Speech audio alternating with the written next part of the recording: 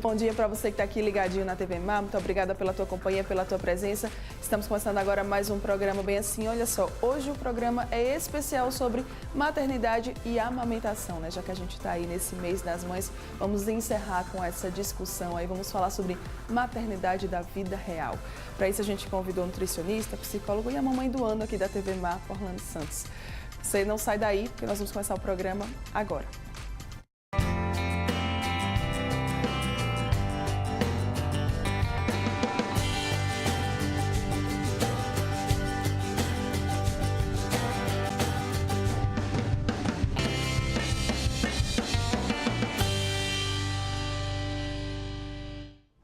Muito bom dia mais uma vez para você que está aqui ligadinho na TV Mar, você que nos acompanha pelo canal 25 da NET, pelo portal gazetaweb.com, pelo nosso aplicativo da TV Mar, né? E tem ainda o pessoal que nos assiste pela nossa fanpage lá no Facebook. Obrigadão mesmo aí pela companhia de vocês. E lembrando sempre das nossas redes sociais, dos nossos canais, Instagram, YouTube, Facebook e Twitter, é TV Mar Canal 25, tá? Pode entrar em contato com a gente aí, ó, procurar os nossos perfis, tá certo? Nessas plataformas. E tem ainda o nosso WhatsApp, que é por onde você consegue entrar em contato diretamente aqui com a gente, com a nossa produção. Vamos lá começar o dia, gente, que hoje o programa ele vai estar bem legal. Antes de encerrar o mês das mães, né, nós decidimos trazer aqui para o Bem Assim uma discussão bastante pertinente. A romantização da maternidade e também, é claro, falar sobre amamentação. E aí, para a gente conversar sobre esse tema, né, sobre esse assunto, nós convidamos a nutricionista Renata Greco. Muito bom dia, seja muito bem-vinda aqui ao Bem Assim. O psicólogo Paulo Nascimento, que estava aqui com a gente semana passada, já voltou, obrigada. E a mamãe do ano, né, Orlando Santos, que também veio aqui, né, participar na semana passada e está aqui. Uma outra pessoa também que viria, que eu jamais posso deixar de falar dela, gente, é a psicóloga Mariana Gaia. Ela queria muito, inclusive, estar aqui nesse programa. Foi até a ideia dela que a gente pudesse fazer um programa especial sobre isso. Só que ela é muito amiga da namorada e do Gabriel Diniz, então ela foi, enfim, participar do velório, foi dar uma força para a amiga dela e a gente deixa aqui, né, também os nossos pêsames, as nossas forças, enfim, todo o amor a gente transmite, toda a energia positiva para a família, para os amigos, para a Carolina, enfim, para todo mundo aí nesse momento de dor. Mas vamos lá, vamos começar por aqui, né, minha gente? Antes da gente começar, eu queria que a gente assistisse um videozinho sobre maternidade. Vamos lá, vamos começar aí sobre a romantização da maternidade. Esse aqui é o grande tema. Vai, Paulinha, ajuda aí, que a pessoa já chegou aqui, qual que é o primeiro? Romantização da maternidade. Vamos lá, vamos assistir. Coloca aí na tela.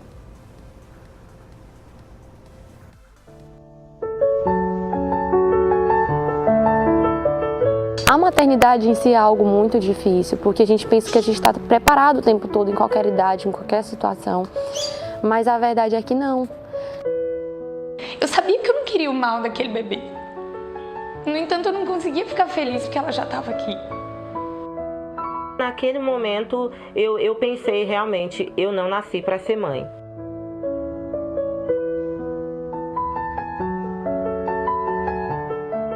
Essa questão da romantização da maternidade, ela surgiu, né, de forma marcadamente no século XIX. A partir disso, a mulher conseguiu um lugar e um reconhecimento social que não havia antes. Então, a maternidade trouxe essa comparação da mulher, né, com alguém de uma santidade, de uma capacidade fora do comum, né, entre os seres humanos.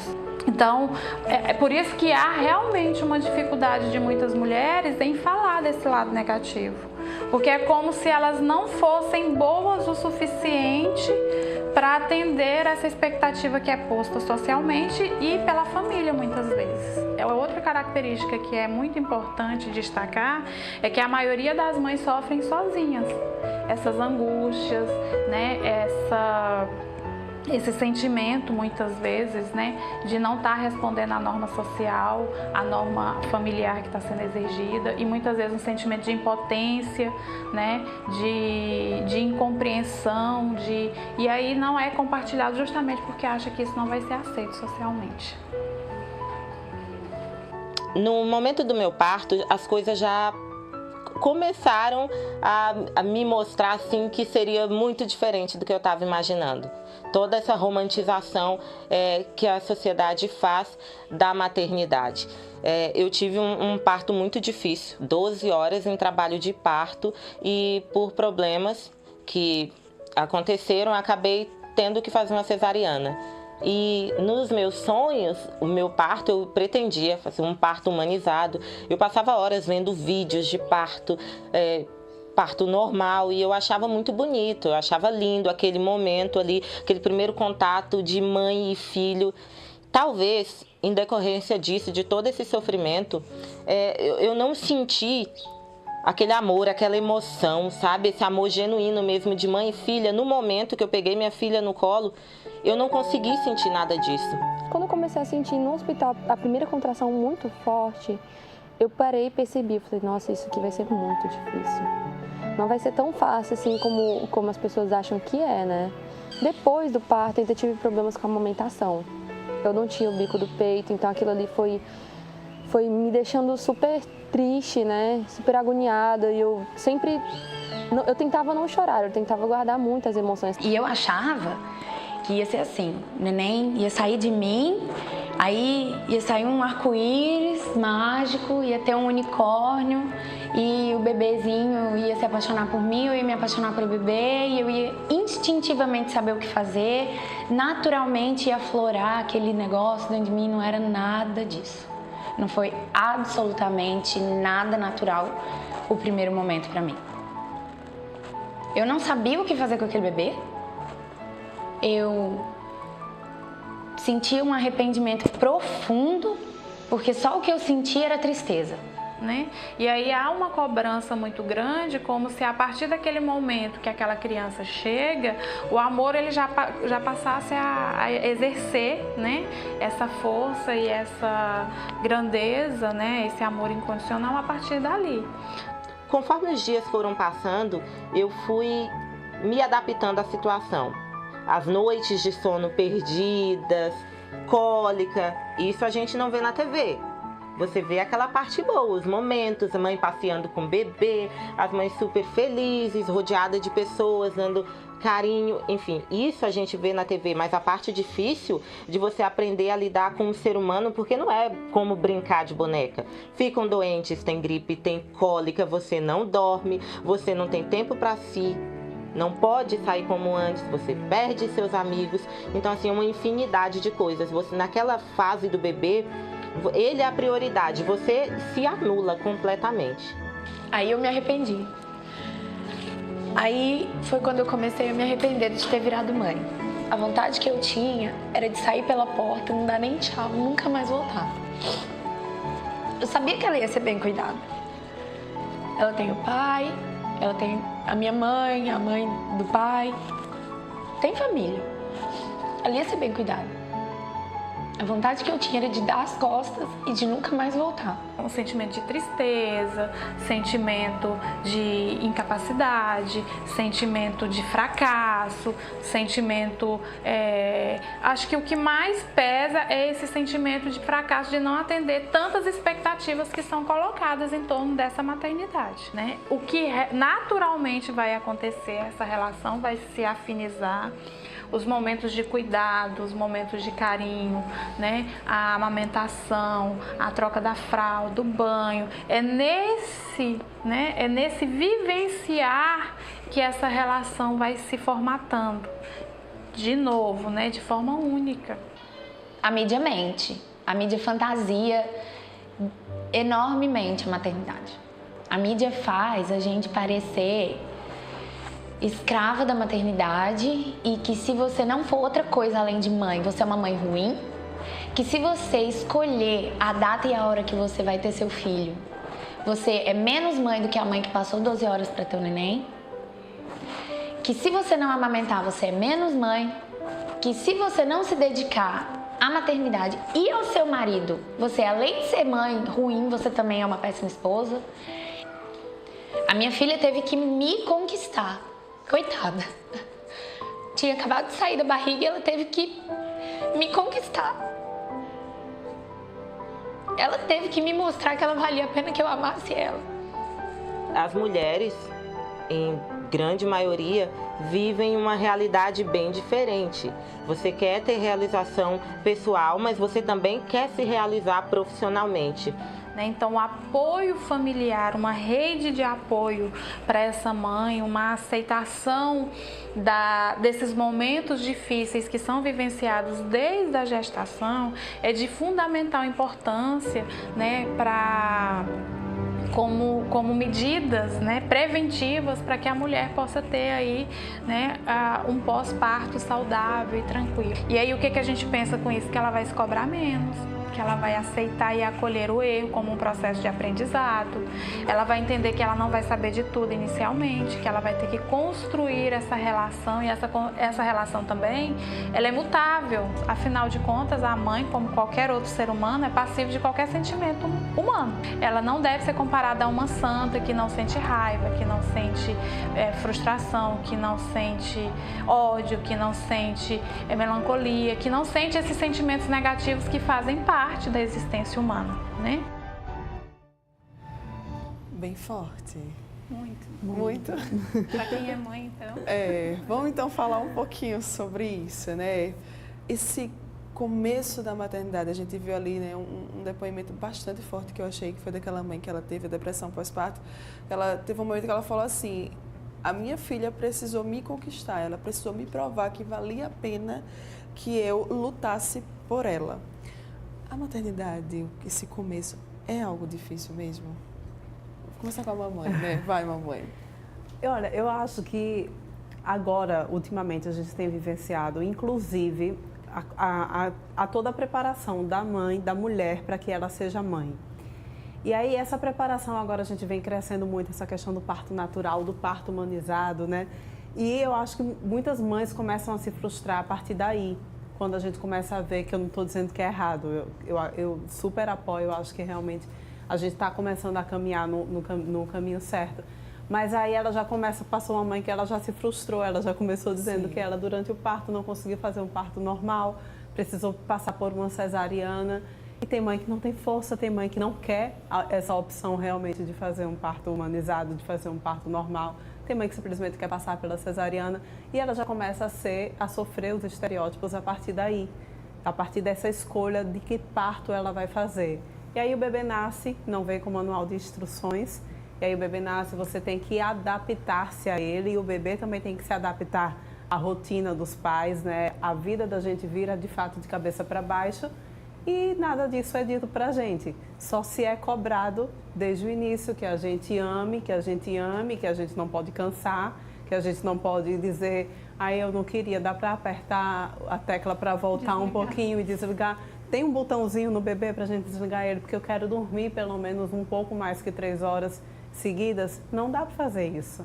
E aí vem toda aquela junção de hormônios com a redescoberta do que é que está acontecendo com você, de quem você é, de qual é o papel que você está assumindo agora dentro da sua vida mesmo, que você fica sem entender.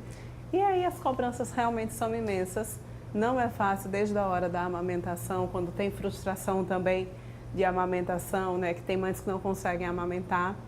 E é um processo realmente muito doloroso para a gente e que muitas vezes, como ela mesma disse, a gente às vezes não consegue nem externar.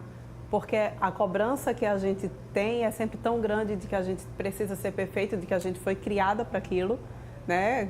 Todo mundo, você não quer ser mãe? Nossa, né? Geralmente os olhares, né? já olha porque acha que a mulher tem que nascer para ser mãe e tem que nascer pronta para aquilo e a gente não nasce pronta. Paulo, tem muita expectativa, né, quando a gente fala de maternidade. E aí acabou que foi sendo construída esse termo, né, que o pessoal está falando muito, romantização da maternidade. Isso existe? Quem é que estimula isso? Como é que foi que se deu esse processo? Bom, isso existe, mas eu queria, Mara, iniciar a minha fala lembrando de um episódio que eu vivi pessoalmente relacionado a esse tema. Eu tenho um filho de 2 anos. E há poucos dias atrás, até antes de saber que nós iríamos conversar sobre essas questões, eu estava conversando com a mãe dele acerca das questões relacionadas à criação dele. Ele é um menino muito curioso, corre o tempo inteiro, muito agitado, ou seja, dá muito trabalho. E foi num momento em que a mãe dele disse a mim que ela estava cansada, que ela estava exaurida, que ela já não sabia o que fazer. E eu me coloquei ali diante dela, chamando ela para as implicações. Não, eu sou pai, você é a mãe, nós temos que assumir todas as implicações dessa paternidade, ou seja, o problema é nosso. O que é que eu estou querendo dizer? Eu estou querendo dizer o seguinte, que eu me considero uma pessoa de mente aberta, um homem desconstruído, um homem aberto a repensar a minha masculinidade e o meu lugar de pai, mas eu reconheço que naquele momento a minha mente ainda estava funcionando de acordo com esses estereótipos. E é muito importante a gente discutir isso porque nós vamos nos desconstruindo no campo acadêmico, no campo intelectual, a gente vai adquirindo informação, a gente vai até aderindo a algumas ideias feministas, por exemplo, mas isso, Mara, não quer dizer, e eu estou falando aqui como homem mesmo, isso não quer dizer que isso vai provocar uma desconstrução no campo emocional. Então, diante das situações concretas, que a gente sabe até quando a gente de fato está desconstruído ou não. E eu trouxe esse episódio porque eu gostaria de acrescentar isso a essa conversa. Esses depoimentos todos que nós acabamos de assistir, eu acredito que eles têm um outro lado. A gente precisa discutir como que essa romantização é construída socialmente. Há um processo histórico muito antigo, por sinal. Sim. A gente pode discutir isso durante um programa alimentado por várias variáveis. Né? O microfone, para ficar melhor. Alimentado por várias variáveis, a variável da religião, a variável da moral de cada sociedade, ou seja, dos próprios meios de comunicação. Agora, da internet, nós estávamos conversando isso ali, offline, né? Com o fenômeno das digital influencers. Então, é um conjunto de variáveis que produzem essas expectativas sociais que não se encaixam nas dores da vida real. Não se encaixam nas dores da vida real. E é bem isso, né, Renata? Você que é nutricionista, que trabalha com consultoria, né, de amamentação, que trabalha com introdução alimentar, você convive com muitas mães. Eu sou mãe. Ela é mãe também, Maia, tem 3 anos hoje, mas eu vivo isso dia a dia. A maioria das minhas pacientes são gestantes, são mães em pós-parto, estão passando por um processo, seja de amamentação, de introdução alimentar, e eu gosto muito de falar sobre isso, porque eu falo isso nas minhas consultorias. Ser mãe, né, tem o lado da romantização que é imposto, como todos falaram aqui, mas é empoderamento feminino, é empoderamento da mulher. Desde o momento em que ela decide se ela quer ou não ser mãe, né, como a Paulina falou, porque isso é imposto, você é mãe, Sim. você casou, a primeira pergunta que vem é, e aí, quando vem os vai filhos? Vir quando? Quando vem o bebê? Aí você tem o primeiro, quando vai vir o segundo? E se for um casal, se for um menino, se for uma menina? Então isso já começa a ser imposto. E nem sempre essa mãe, ou essa mulher, né, quer ser mãe. Então já começa daí, né, o empoderamento da mulher em decidir pelo próprio corpo. Então, se ela não quer ser mãe, e ela, pela uma imposição de sociedade, às vezes da família ou de qualquer outra coisa, ela engravida e vai assumir essa maternidade, provavelmente ela não está pronta para o que vai vir depois. Né? Não é o que está na cartilha, não tem cartilha, não tem um ensinamento. Então, tem os processos de gestação hormonal, fisiológico, tem o parto, né? Eu também não tive um parto do jeito que eu gostaria, eu tenho a minha história, se for o caso depois a gente vem contar, mas também tentei um parto natural e acabei precisando fazer uma cesárea. Isso me trouxe complicações enormes para o processo de amamentação, psicologicamente falando. Terapia é maravilhosa, indico para minhas pacientes. Então vem a frustração da amamentação e vem a frustração de toda a rotina que surge depois. Né? Seja ela no dia a dia, na troca de fralda, no acordar de madrugada, no amamentar, que para a maioria das mulheres, eu posso dizer aqui que 80% a 90% das mulheres não tem amamentação desejada, idealizada, é uma coisa difícil, é um processo aprendido, independente se é primeiro, segundo, terceiro filho. Cada criança é de um jeito, cada criança passa por um processo e aquele momento daquela mãe é único também. Então, por mais que tenha a experiência de um primeiro, às vezes não foi legal num primeiro, tenta corrigir num segundo.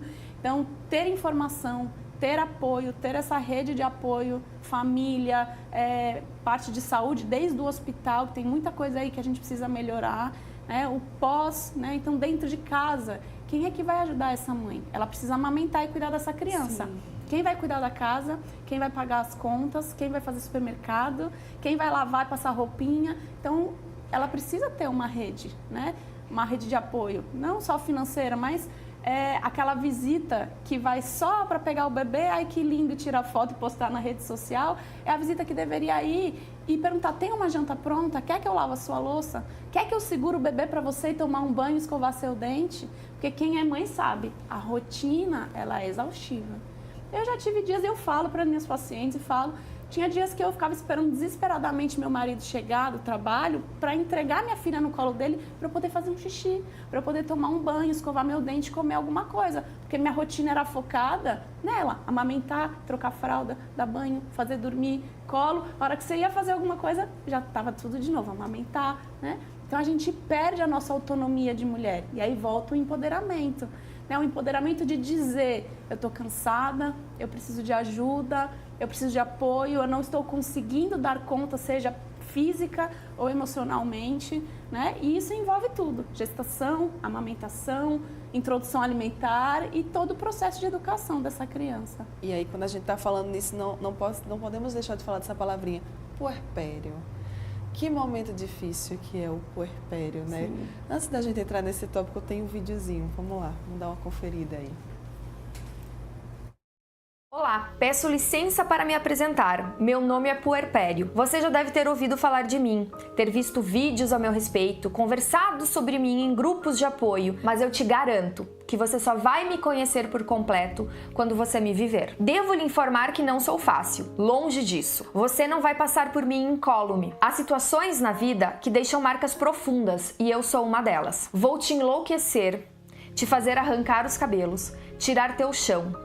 E você vai se perguntar o que está acontecendo. Você vai chorar. Ah, meu bem, como vai? Vai chorar no chuveiro, antes de dormir, depois de acordar, no café da manhã, no almoço e no jantar. Vou fazer você repensar a ligação com a pessoa com que você compartilhou o maior laço da sua vida, antes da maternidade. Normalmente será sua mãe, mas pode ser também sua tia, irmã, ou avó. Vou criar muitas perguntas sobre essa relação. Algumas irão te machucar, outras te farão se arrepender. Muitas te trarão uma imensa gratidão. Quero também te dizer que se você tiver um relacionamento sério, ele vai passar por um teste de fogo. Em muitos momentos, você pensará em desistir dessa pessoa e ela de você. Talvez acabe, talvez não. Se for verdadeiro mesmo, ele resistirá e seguirá mais forte depois de mim. E mais uma coisa, você nunca se sentiu tão sozinha em toda a sua vida. A solidão é brutal, principalmente na madrugada. Quando a casa estiver silenciosa e escura, ela vai te invadir de uma forma que vai te tirar o ar. Você vai achar que não vai conseguir. Algumas vezes você vai ter certeza disso. Vou te fazer questionar tudo o que achava de si mesma. Tudo mesmo. E vai encontrar verdades que só eu vou te mostrar. Mas calma, coisas maravilhosas também irão te acontecer. Você vai conhecer o amor da sua vida e muitas vezes perceber que nunca se sentiu tão completa, plena, feliz e realizada. Meio contraditório, não é? Assim eu sou. E não me importa se você já me viveu 1, 2 ou 10 vezes. Você vai achar que me conhece. Mas, mais uma vez, vou te virar de cabeça para baixo. Por fim, quero compartilhar uma grande verdade. Eu passarei. Afinal, tudo passa, não é? Pode demorar 6 meses ou 1 ano, eu passarei. Se apegue a isso. Só quero te pedir uma coisa. Me deixa te mudar, te modificar. Posso te transformar em alguém muito melhor se você deixar. E se eu puder te dar um conselho, tenta maneirar na culpa toda vez que ela te estrangular. Olha nos olhos dela e lembra que você está passando por um dos momentos mais difíceis da sua vida e tenta se perdoar. Tenta se relevar. Quando eu for embora, você vai agradecer por eu ter ido, mas também por ter me vivido. Gente, eu tô terminando esse texto arrepiada. É um texto muito forte. A Rebeca realmente recebeu uma inspiração divina aí para traduzir em palavras o que a gente sente, né, nesse período tão forte, tão significativo que é o puerpério. Esse texto, gente, ele foi interpretado pela Shirley Hilgert, e a autora é Rebeca Carvalho, que na época, quando ela escreveu, ela tinha 25 anos e 2 filhas. Gente, é tudo forte. Isso mesmo? Eu acho que só quem vive na pele consegue entender. A gente escuta e parece loucura, porque é uma mistura mesmo, inexplicável, de felicidade, desespero, angústia, medo. E nesse meio surge, né? A gente teve o primeiro depoimento da depressão pós-parto, mas é comum no puerpério e as pessoas confundem. É importante falar, né? A gente tem psicólogos aqui melhor do que eu para dizer a diferença que existe o blues puerperal, que é esse sofrimento, esse medo, né? Que surge do medo, da insegurança do novo, que pode sim evoluir para uma depressão pós-parto. Né? E isso precisa de tratamento, precisa de acompanhamento, é sério. Mas o puerpério, ele traz essa sensação. Você olha pro bebê e chora. E você não sabe nem por que você tá chorando. Eu tenho uma amiga minha que ela falava assim, eu tava aqui, dobrando as fraldinhas dele e eu chorava. Ela assim, eu dobrando as fraldinhas e eu chorando. E a minha mãe chegava pra mim, o que você tá chorando? Eu não sei, eu só tô chorando. Porque é uma mudança hormonal muito grande, né? Os hormônios da gestação começam a desaparecer, sumir, e os da amamentação afloram. E aí vem toda essa mudança, que é um turbilhão, né? Hoje a gente vê aí as mães modernas que trabalham, estão na rua, ativas, comunicação, vida livre, faz, independente do que precisar, vai e volta, e aí, de repente você está presa dentro de casa, com um bebê que depende 100% de você, né, para sobreviver, perde sua autonomia, muitas não já param de se arrumar, né? Você vive de pijama, você vive em casa, você vive esperando alguém chegar para te visitar. Ela fala ali da solidão, você se sente sozinha, apesar de ter um bebê ali o tempo todo com você, mas é uma responsabilidade. Sim. Existe o amor? Claro que existe, né? A gente chora muitas vezes de amor, só de olhar para o bebê, mas é uma responsabilidade que traz uma mudança muito forte para a vida da mulher. Tá. Eu queria que o Paulo explicasse, né, essa diferença e também compartilhasse com a gente, se você puder, a sua experiência, né, como pai, como é que foi esse momento, né? Bem, eu como pai, como eu disse, eu me considero uma pessoa atualizada, desconstruída, sempre me repensando enquanto homem, e não tenho nenhuma vergonha de dizer que tenho tentado assumir todas as implicações disso, o que na prática quer dizer dedicar o máximo de tempo que eu puder dedicar ao meu filho e a influenciá-lo em todos os aspectos emocionais, culturais, e isso tem a ver também com coisas muito concretas, como trocar fralda, como alimentá-lo, como ficar com ele o tempo necessário para que a mãe possa fazer o que quiser, possa descansar, possa ir aonde quiser. Eu não sou o melhor homem do mundo, não é isso que eu quero dizer às pessoas, mas eu sou uma pessoa nesse movimento. Porque, Mara, eu escutando esse depoimento, eu fiquei aqui pensando no perfil dessa mulher. Quem é essa mulher que chega a esse ponto? Porque nós estamos fazendo aqui uma discussão muito delicada. Nós estamos colocando em questão uma das imagens que a nossa cultura tem como a mais sagrada. A gente precisa lembrar, por exemplo, que pelo menos no Brasil, a maior religião no Brasil tem uma figura materna muito forte, Maria, Mãe de Deus. Isso transmite uma mensagem sobre um ideal de mulher, em primeiro lugar, e um ideal de maternidade. Então, fazer essa discussão aqui não é fácil. Nós estamos tocando em questões que, para algumas pessoas, é muito sagrado. Algumas mulheres dão expressão verbal a esse sofrimento, mas a gente precisa concordar que a maioria das mulheres, especialmente as que têm que lidar sozinhas, nós estamos num país profundamente machista.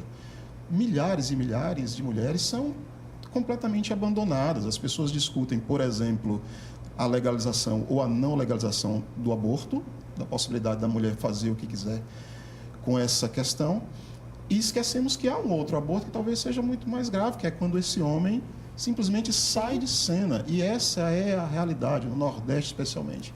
Essa é a realidade de milhares de mulheres. Ou seja, nós, por um lado, avançamos muito. Essa mulher está independente, essa mulher está no mercado de trabalho. Nós fizemos, nas últimas décadas, conquistas fundamentais, e eu particularmente acredito que o movimento feminista tem uma importância muito grande nesse sentido. Mas isso não quer dizer que o machismo recuou. Esse é o paradoxo. Nós temos um paradoxo muito grande. E aí eu vou bater nessa teclazinha de novo. Esse cenário, ele só existe porque a gente ainda tem uma masculinidade à moda antiga. A maioria dos homens, inclusive os muito bem informados, entre aspas, ainda pensa a si como o provedor do lar, né? A mãe que falou aqui por último, ela coloca questões, e você também colocou questões, que são questões objetivas, que tem a ver com o corpo da mulher. Esse corpo que se transforma na fase do puerpério, que pode experimentar uma depressão pós-parto, essas são questões objetivas. Mas a rede, o lar, ter um companheiro ou uma companheira, se for o caso, isso não são questões objetivas, são questões que têm a ver com uma construção cultural. E que é muito importante que a gente continue discutindo para ver se a gente vai construindo outras formas de ser família, outras formas de ser homem, né? Sim. Que é o que eu quero enfatizar aqui. Pois é. E aí, Parlane? Pois é, eu acho que é muito importante essa sua colocação. Eu acho que a gente realmente deveria começar a repensar o que é a construção do lar, né? E no papel que cada um tem. E quando a gente fala no papel, é exatamente as obrigações de cada um. Não é, eu sempre costumei dizer muito isso lá em casa. Ah, fulaninho me ajuda. Não, ele não me ajuda. Ele cumpre com a obrigação dele, que também é a minha obrigação. Não tem esse negocinho, ele ajuda muito, né, com as crianças. Não, ele não me ajuda, a gente divide. Porque a obrigação não é só minha, né? Então, se tá ali, tá no mesmo barco que eu, tá todo mundo dentro da mesma casa, vamos todo mundo remar junto, cada um cooperar da forma que dá, até as crianças lá em casa também cooperam da forma delas. Eu acho que isso é muito importante. Quando você diz, eu vou pegar meu filho, ou espero uma visita para que ela tome banho, às vezes a gente não quer nem tomar banho, a gente só quer ficar sozinha um pouquinho, sabe? A gente só quer que alguém pegue a criança, pega um pouquinho ela, que eu vou sair, eu vou andar, eu vou dar uma volta no condomínio sozinha, pelo menos para respirar um ar, para sentir o que é. Chega uma hora que a gente não sabe o que é não estar com alguma coisa no braço. E isso é impressionante, gente, vocês não têm noção da loucura que é. Às vezes eu entregava a minha filha, já estou prestes a fazer isso de novo, eu entregava a minha filha a alguém e ficava com aquela sensação de que eu estava esquecendo alguma coisa aqui, né? Porque você já está tão acostumada a estar o tempo todo com o bebê no braço, naquela responsabilidade, sabe?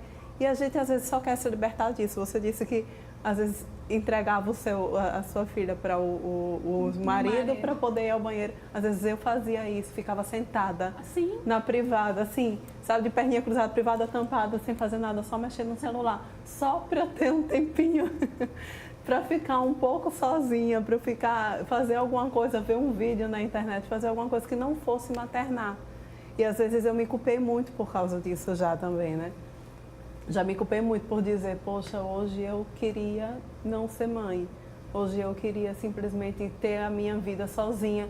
E é difícil quando você externa isso, porque as pessoas lhe cobram, né? E começam a dizer, mas não pode ser desse jeito, mas foi uma opção que você fez. Sim, foi a opção que eu fiz na minha vida, eu sou muito feliz com essa opção que eu fiz na minha vida.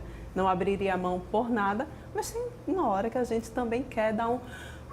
Respirar, né? Eu quero respirar um pouquinho, existe outra pessoa aqui no meu lugar que não é apenas mãe, existe uma mulher também, a gente precisa também ocupar esse espaço, né? Eu preciso provar para mim mesma que existe uma mulher e a gente também ainda tem que dar conta do marido também em casa. Então são muitos papéis que às vezes a gente acaba esquecendo e abdicando de todos eles exatamente por conta da maternidade e simplesmente por conta dessa cobrança também, que é muito grande. Bastante grande, né? E aí, Paulo até lembrou aqui, a gente estava aqui nos bastidores, e ele me lembrou daquele caso daquela atriz, a Samara Filippo, né? Que recentemente ela fez um post no Instagram dela e ela colocou assim, eu amo meus filhos, mas eu odeio ser mãe. E aí aquilo, né, gerou toda uma discussão, porque a gente está tocando ali numa ferida, né? Naquela coisa assim, olha, foi uma construção de uma imagem por anos, e aí a gente está agora aqui chegando falando assim, epa, peraí. Vamos desconstruir. Vamos desconstruir, né? porque não é bem assim, vamos falar a realidade, né? Que é uma coisa que não é falada. Sim. Né? O que é idealizado é aquela propaganda da mãe perfeita, arrumada, maquiada, amamentando, tudo lindo, ela tem suporte, ela tá feliz, ela tá plena, ela não tem olheiras. E você até falou das digital influencers, né? E a gente viu muito isso recentemente, inclusive até a Isis Valverde, que se eu não me engano, que tipo, com uma semana depois que ela teve o filho, gente. A barriga dela estava impecável, ela estava maquiada, linda, aparecendo, né? E a pessoa falou, mas ela pode fazer isso, tipo, se ela quiser, né? Claro. Mas só que aquilo, e realmente, ela pode fazer Pode aquilo. e deve. Mas só que, tipo assim, não é aquele retrato de todas as mulheres, da maioria né? das mulheres, né? Então... Eu acho isso de uma crueldade muito grande com a mãe real, assim, com a mãe que é normal. Eu acho isso de uma crueldade tão grande, porque na minha primeira gestação eu consegui voltar ao corpo que eu tinha. Já na minha segunda gestação eu fiz uma barriga muito grande e eu fiquei cheia de estria, fiquei com flacidez na barriga e eu não aceitava aquilo de forma alguma. E foi mais ou menos na época que a Débora Seco teve a filha dela também. Sim. E aí a Débora Seco apareceu 15 dias depois com a barriga, com o corpo parecido. Eu fiquei assim, que não tinha nem tido isso filho. Não acontece comigo, sabe? E você vai entrando nessa vibe, você se olha no espelho, você não se reconhece, você só cheira a leite, o seu corpo está completamente mudado, está feio e você não quer aceitar aquela situação. E vamos agora, né, as mães agora, vamos mostrar as estrias também, né? Vamos mostrar a flacidez que fica na barriga também, que esse é muito mais comum de se acontecer do que simplesmente sair de uma gestação, uma semana, 15 dias depois, estar com a barriga linda, chapada, sem olheiras. Eu acho que... Mulher perfeita, né? Eu acho que é importante também a gente enfatizar que um diálogo como esse, discutir uma pauta como essa, ninguém quer exterminar a noção de maternidade. Acho que isso deve ficar claro para as pessoas. Ninguém é contrário à maternidade. O ser humano, assim que nasce, todo mundo sabe disso, é a criatura provavelmente a mais vulnerável que existe no reino animal. O ser humano, ele precisa, de fato, de cuidado. O Donald Winnicott, que é um psicólogo e um psicanalista muito importante do século XX, falava da noção da maternidade suficientemente boa. É uma noção muito importante porque isso tem a ver com a própria perpetuação da espécie. Então, acho que é importante diferenciar isso para as pessoas, que talvez alguém pense, isso é a influência da modernização, isso é a influência do feminismo, que eu citei aqui, querendo desconstruir por completo a noção e a importância da maternidade. E é muito importante dizer que não é isso que está em questão. O que está em questão, eu creio que seja a pergunta: a maternidade, o ser mãe, isso que o Winnicott chamou de maternidade suficientemente boa, ela exige a anulação de um ser humano? Né? Você coloca muito bem que você tem ali uma mãe, mas você tem uma mulher, você tem uma profissional, você tem uma esposa, você tem um ser humano que tem várias outras dimensões e papéis sociais. Então, me parece que essa é a questão. A maternidade não necessariamente precisa anular por completo um ser humano que é tão rico, tão maior do que aquilo e tão mais complexo. Só para complementar, eu acho que não é uma questão de anular e ninguém é contra aqui, exatamente isso. Pelo contrário, a gente está aqui para apoiar. Eu, como nutricionista, como consultora em amamentação, meu papel é apoiar, levar informação e tornar essa maternidade mais leve, mais plena para essa mulher, para que ela entenda que o que ela está passando é normal, que não é só ela que passa por esse choro, não é só ela que está nesse puerpério, que isso acontece. É um dos primeiros assuntos que eu determino na minha consultoria em amamentação você sabe o que é puerpério? Você já ouviu falar? Você sabe que você vai chorar? Você vai passar por isso? Mas passa. Né? A gente fala sobre essa vulnerabilidade do bebê, né? O bebê, o ser humano, é o único bebê que não nasce pronto. Ele nasce, independente de nascer com 40 semanas, ele é um bebê prematuro. Ele ainda precisa de mais 9 meses de colo, né? De esterogestação para continuar e sobreviver. Então, ele é dependente dessa mãe, desse pai. E a gente precisa ajudar essa mãe a tornar essa vivência mais leve, mais fácil. Tirar esse monte de rótulo, tirar esse peso, tirar essa carga que a mãe carrega. A mulher já carrega, mas sendo mãe ainda carrega mais. E mostrar para ela que aquilo é normal, que vai passar, que a atriz do Instagram, a atriz da televisão não está passando ou não demonstra passar isso por uma rede social, mas ela pode estar passando e simplesmente não falar, né? Muitas mulheres se calam sozinhas, que foi solitárias, o Paulo falou, né? Pela vergonha, pela censura da sociedade, mas isso é normal, a gente precisa dizer para as pessoas que é normal. É normal você ter um dia que você está cansado, que você não quer ser mãe, que você quer pegar a bolsa e sair e passear no shopping para não fazer nada. porque você só quer ter aquela sua independência, né? Ser mulher novamente, não só mãe, 24 horas por dia. Isso.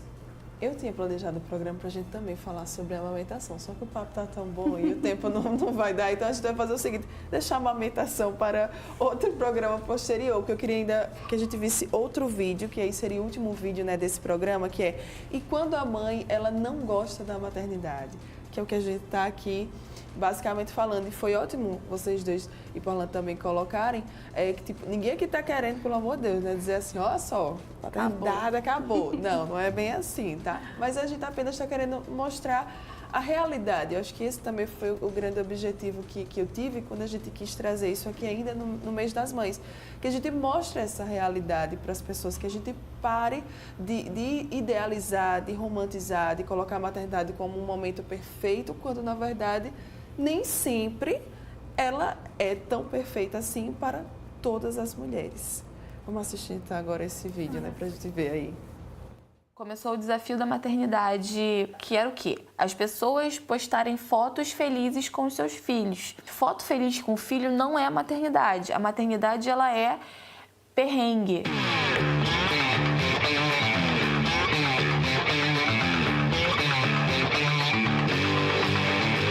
Meu nome é Juliana, tenho 25 anos, sou mãe do Vicente. Fiz um desabafo na internet falando sobre o que eu estava passando na maternidade e desafiando outras mulheres a falar também a respeito. Eu sou a Thaís, eu sou autora e ilustradora por trás da página Mãe Solo. É um diário de bordo sobre maternidade para falar além do rosa e azul e discutir o peso real da maternidade sobre a gente que é mãe. Está se abrindo um espaço democrático para falar da maternidade, não como algo da natureza, mas como algo da cultura e que cabe em várias versões, várias possibilidades. Muita gente me criticou, muita gente me ofendeu. A violência de alguns comentários foi absurda. Eu vou ler alguns comentários aqui que foram feitos. Como seria amar um filho detestando ser mãe? Odeia ser mãe? Como assim? A maternidade ela é muito individual, né? Cada um vai encarar de uma forma. Dá pra odiar ser mãe? Sim. Porque a gente vive a maternidade segundo várias regras que muitas vezes não fazem sentido. E as pessoas que se intrometem, as pessoas que acham que sabem mais da maternidade do que você. Eu amo meu filho, mas ser mãe é trabalho, é dedicação, é confusão, é medo, é tudo isso. Então, não é maneiro não. Eu diria que é importante a gente tentar separar o que é o desconforto da maternidade, o que é não gostar de um filho. São coisas muito diferentes. Outro comentário, o bebê não pediu para nascer. E ter uma criança nunca ninguém diz que é fácil. Fácil ninguém diz que é, mas todo mundo diz que é incrível. Era um sonho para mim a maternidade, entendeu? Mas era um sonho de comercial de fralda. Aquela coisa bem idealista mesmo, entendeu? Bem fora da realidade. Acontece o seguinte, a gente vive uma imagem muito legal de que a gente vai montar um quarto incrível, vai colocar coisas fofinhas e que vai ser tudo lindo.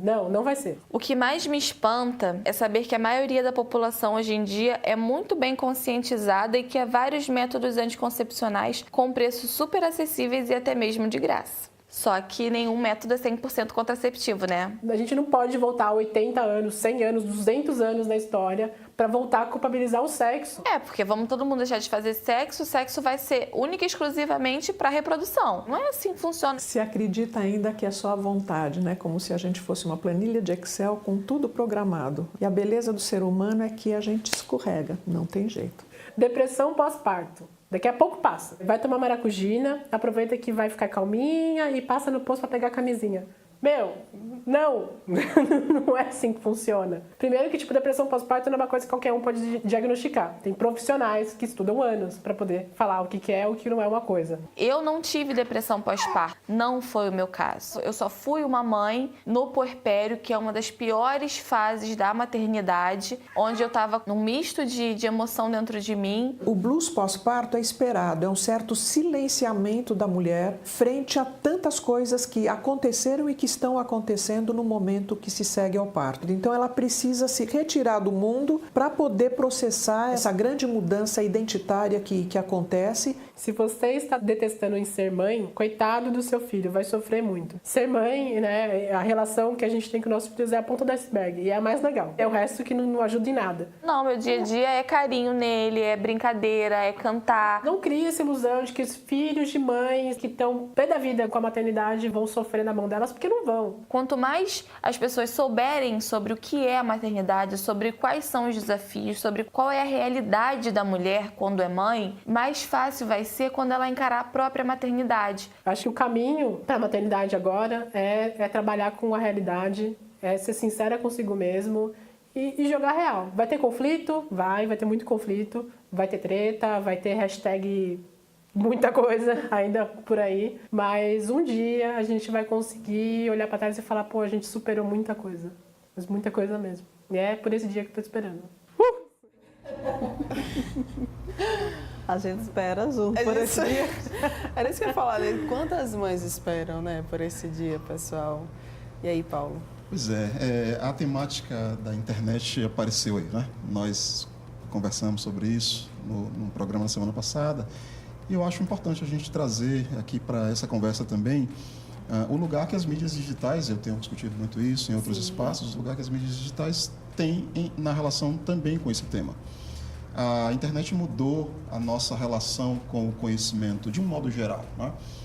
Tá aí, por exemplo, o Dr. Google, que as pessoas consultam antes de ir ao médico e tantos outros comportamentos parecidos. Em relação à maternidade, do mesmo modo, nós já tocamos aqui no assunto e no exemplo das chamadas digital influencers, que arrebanham multidões e as pessoas precisam saber duas coisas. Em primeiro lugar, as pessoas precisam saber que essas pessoas que vivem de glamorização da vida de um modo geral e da maternidade de um modo geral, elas estão construindo um produto para consumo. E o que isso quer dizer? Isso quer dizer que o que elas fazem está completamente desconectado da realidade da maioria das pessoas que as acompanham. E isso gera um efeito de glamorização e, de uma certa maneira, até de sedação e de idealização da vida. As pessoas ficam sedadas, elas acham que elas podem alcançar aqueles ideais quando elas não têm condições para isso. E esses ideais nem, de fato, são os ideais desejados. E, em segundo lugar, para que também não fique essa imagem de que tudo que vem da internet é ruim, tudo que vem da internet é ruim, isso também não é verdade. A mesma internet, o cyberespaço, né, uma expressão que eu gosto muito de usar, também tem sido profundamente utilizado por movimentos de contracultura, movimentos de resistência em todos os aspectos. Está aí, por exemplo, o caso do segmento chamado plus size, as mulheres que estão assumindo o seu corpo, assumindo o seu peso, os próprios movimentos negros, as mulheres negras que estão assumindo o seu cabelo crespo, sua pele escura, seu modo de se vestir e de viver de um modo geral, que estão na internet. E também, como acabamos de ver, mães também que estão na internet, talvez tentando provocar uma contra-influência para as pessoas, mostrando de fato como a maternidade é. Então, a vida é da maneira como nós queremos ver a vida. Então, acho que é importante também, nesse programa, educar as pessoas, e no caso as mães, a olhar nesses exemplos, né? Existem mães de verdade que não estão interessadas em glamorizar nem romantizar a maternidade, que estão na internet e que podem dar enormes contribuições a essa mãe que, às vezes, foi deixada pelo marido, às vezes não tem uma condição socioeconômica das mais favoráveis e que precisa, não encontra um companheirismo próximo e que pode encontrar também na própria internet pessoas que possam ajudá-las, com exemplos, mostrando a elas a vida como ela é, como já dizia o Nelson Rodrigues. E aí eu vendo esses comentários, né, que a gente até ficou aqui horrorizada, né, com os comentários, chegamos até também a citar aqui nos bastidores sobre violência obstétrica. E, gente, que a gente também tenha mais empatia, né, nisso tudo, que a gente comece a ter mais empatia, a entender, a desconstruir essa imagem da maternidade, né, ideal, trazer ela para a maternidade real e ter mais empatia com o outro. Porque, como o Paulo colocou, nem sempre todas as mães elas vão ter as melhores condições socioeconômicas da vida, né? Vão ter toda aquela rede de apoio ali para te ajudar, como a gente estava comentando da Sabrina Sato, por exemplo, que ela deve ter aí milhares, enfim, vários profissionais ajudando ela, né? Por exemplo, ela está 2 meses depois de parir na Sapucaí, sambando, desfilando, linda, maravilhosa. Nem sempre as coisas são assim, então que a gente também tenha empatia pelo outro nesse momento, né? Vocês concordam com isso? Concordo, e a questão do julgamento, né? Sim. Porque é muito fácil a gente olhar para o outro e dizer, essa mãe é mais mãe ou menos mãe, ela faz isso com o filho, eu não faria com o meu. Mas a vida de cada um tem o seu ritmo, tem a sua rotina, tem o seu caminho a ser traçado. Então, antes de olhar e julgar, vamos acolher, né? Vamos tentar ajudar, se colocar no lugar do próximo. Isso aí a gente tem milhões de exemplos, desde a gestação, do trabalho de parto, até uma viagem de avião, quando tem um bebê, uma criança chorando. Gente, eu sou mãe, nós somos as primeiras a querer enterrar a cara embaixo do banco, porque a gente não quer realmente que os outros se incomodem. Só que é um bebê, eu não tenho domínio 100% sobre a vontade dele, né? E aí já vem os julgamentos, por que traz bebê? Devia ser proibido, devia ser isso, mas tem que ter o lugar da empatia, se colocar no lugar dessa mãe, se ela quer uma ajuda, se ela precisa trocar uma fralda, se quer que segure uma bolsa, você dê um lugar para a pessoa sentar. São pequenos detalhes que mesmo quem não é mãe, quem não é pai, pode se colocar, são seres humanos. Né? A gente precisa olhar para as pessoas como seres humanos, com mais amor, com mais empatia e cuidar um dos outros. Eu acho que isso é o principal, e não só na maternidade, na vida, né? E aí, mamãe? Eu vi, inclusive, um post que eu acho que foi bem polêmico também há pouco tempo, das pessoas julgando uma mãe que no meio do supermercado se sentou num lugarzinho para amamentar o filho. E as pessoas estavam julgando aquilo. Qual era o problema? Vocês acham que tem um botãozinho? Não vai chorar agora, bebê. Nem vai sentir fome. A sua fome não pode vir agora, então deixa para lá. Não é assim que funciona, né? A gente tenta controlar as rédeas da situação, mas na realidade quem manda na gente são os bebês, enquanto não tem outro. Por mais que a gente tente, vou botar ordem em casa, mas quem bota a ordem em casa são eles. A gente vai tentando, à medida que eles vão crescendo, a gente vai tentando educar para que ele entenda qual é o posicionamento dele, qual é o posicionamento da gente dentro de casa, mas a nossa rotina é que se enquadra na rotina deles, né?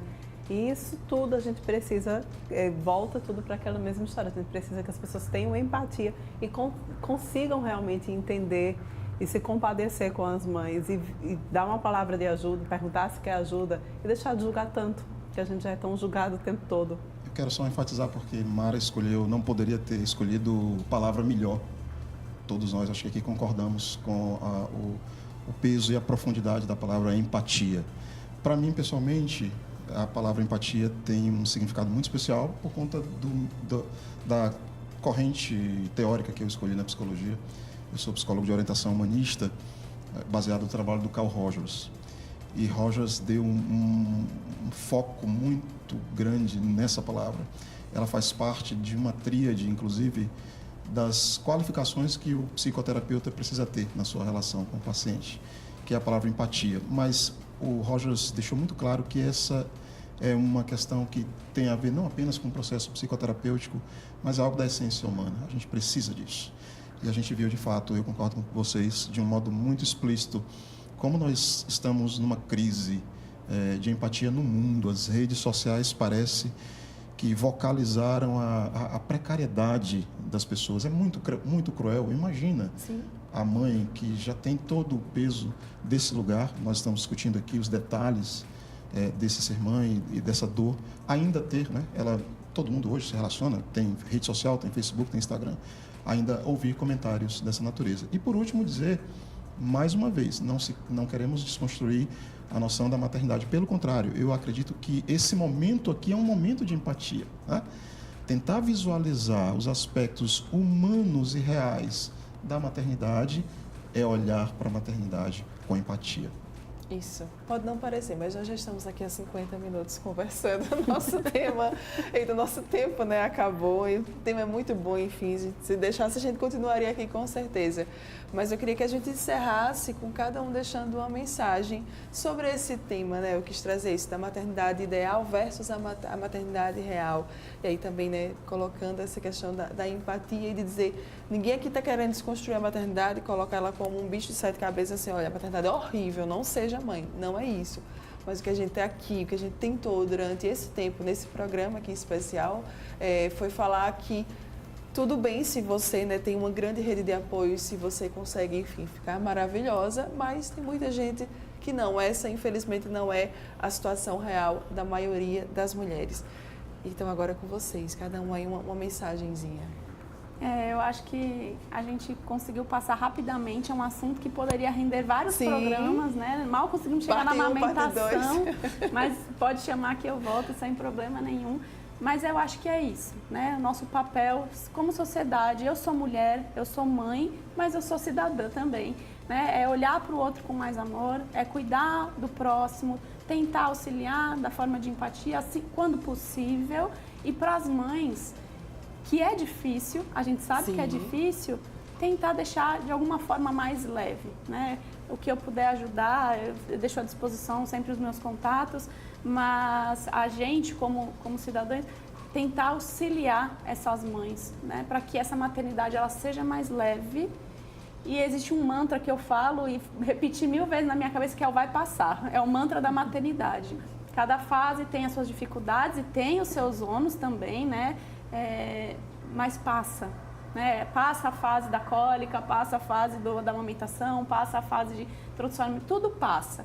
Então é respirar fundo, tentar seguir em frente da melhor forma possível, sempre com informação e informação de qualidade, se possível com embasamento científico, né? Seja do hospital, em casa, na internet, nos livros. Quando a gente tem informação, a gente se sente mais segura de agir da forma correta para os nossos filhos, para as nossas crianças, e eles são o nosso futuro. Então vamos cuidar com muito amor e carinho. Exato. Paulo?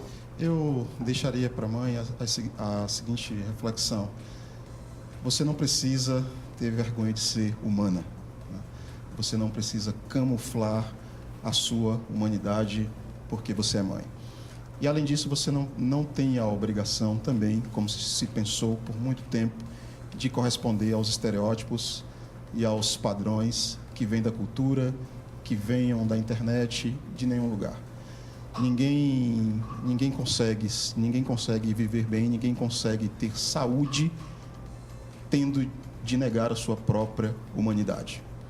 Sim, essa criança precisa, por questões colocadas pela natureza, por questões objetivas, de cuidado.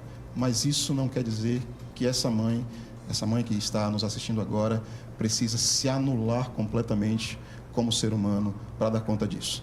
E muito importante fechar aqui falando aos pais também, né? Sim. Quando isso é possível, quando há um homem, muitas vezes de fato não há mais, mas quando há um homem implicado, dizer aos pais e aos homens que não há problema nenhum em repensar o seu papel e a sua masculinidade.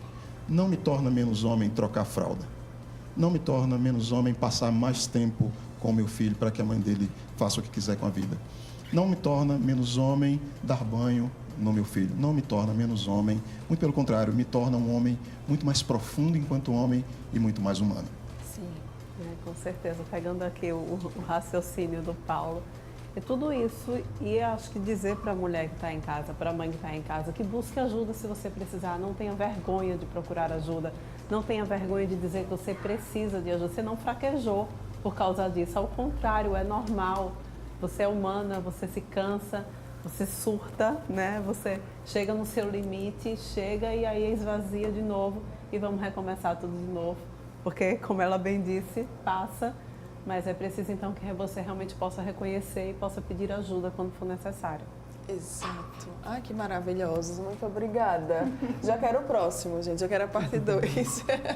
Vamos lá. Renata Greco lá no Instagram, né? Meu Instagram é Bebê que Come. Bebê que Come. Isso. Se o pessoal quiser mais informações. Lá tem, pode mandar direct, tem meus contatos. Se quiserem mandar perguntas também eu respondo. Psico Paulo. Psico_Paulo. quem quiser pode entrar em contato. Tem um monte de vídeos lá, eu tenho utilizado muito a TV no Instagram para falar especialmente sobre mídias digitais. Fiquem à vontade para consumir. Muito bem. Porlane Santos. Porlane Santos com 2 L's e 2 N's, tá? Se vocês também quiserem acompanhar o dia a dia dessa mamãe linda. Muito obrigada mesmo, tá? De coração a cada um de vocês. Gratidão por esse dia. Obrigada, bom dia. Mara. Você que está aqui ligadinho com a gente, muito obrigada também pela sua companhia. Obrigada por você ter ficado aqui. Enfim, se você aí, né, gostou da nossa discussão, fala pra gente também. Nós queremos saber a tua opinião, tá?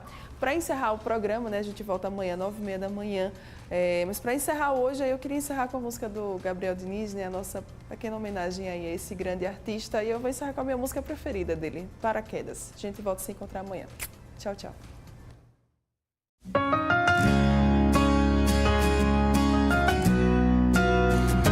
Não era pra ser, mas foi. Agora não tem depois. Começou tudo num oi. Logo que o sol se pôs, já apaixonei num beijo. Você falou posso, eu deixo. Quando eu vi já era cedo. Cafézinho, pão de queijo.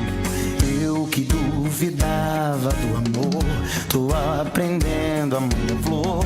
Só quero ir se você for. E quando eu notei já era, caí de paraquedas. Eu tinha tanto espaço, fui pousar logo no seu abraço. E quando eu notei já era, caí de paraquedas. Eu tinha tanto espaço, fui pousar logo no seu abraço. Vem pra cá, Jorge Mateus, bom demais, GD. Não era pra ser, mas foi. Agora não tem depois. Começou tudo num oi. Logo que o sol se pôs, já apaixonei no beijo. Você falou posso, eu deixo. Quando eu vi já era cedo. Cafézinho, pão de queijo.